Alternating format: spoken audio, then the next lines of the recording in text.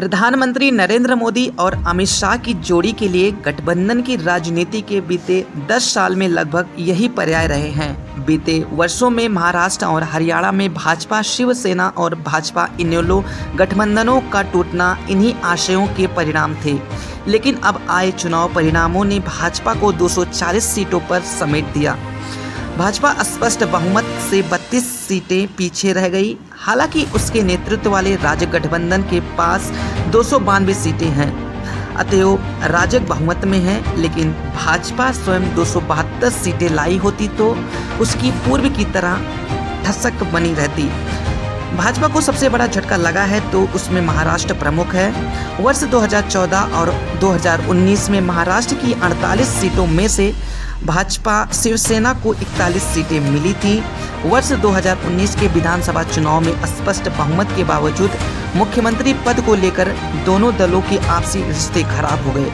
आंध्र प्रदेश में भाजपा के सहयोगी तेलुगु देशम पार्टी के प्रमुख चंद्रबाबू नायडू ने 16 सीटों पर जीत हासिल की है।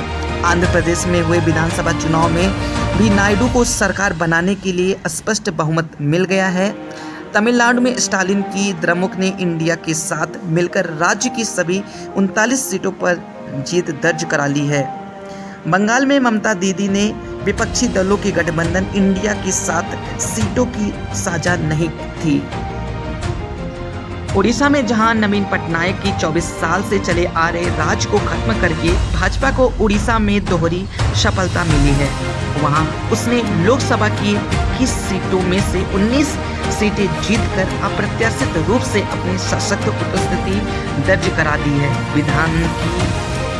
विधानसभा की कुल 147 में से भाजपा ने 78 सीटों पर विजय हासिल की है। क्षेत्रीय क्षेत्रफलों में सबसे बड़ी ताकत के रूप में अखिलेश यादव की समाजवादी पार्टी आई है। उसने 80 सीटों में से 37 सीटें जीतकर अपनी मजबूत आमाद लोकसभा में दर्ज करा दी है। बसपा का सपूरा समाप्त हो गया है। भाजपा अप्रत्याशित पराजय ने यह तय कर दिया कि भारत में क्षेत्रीयता और जातीयता अभी भी चुनाव में ईश्वर से कहीं ज़्यादा महत्वपूर्ण है।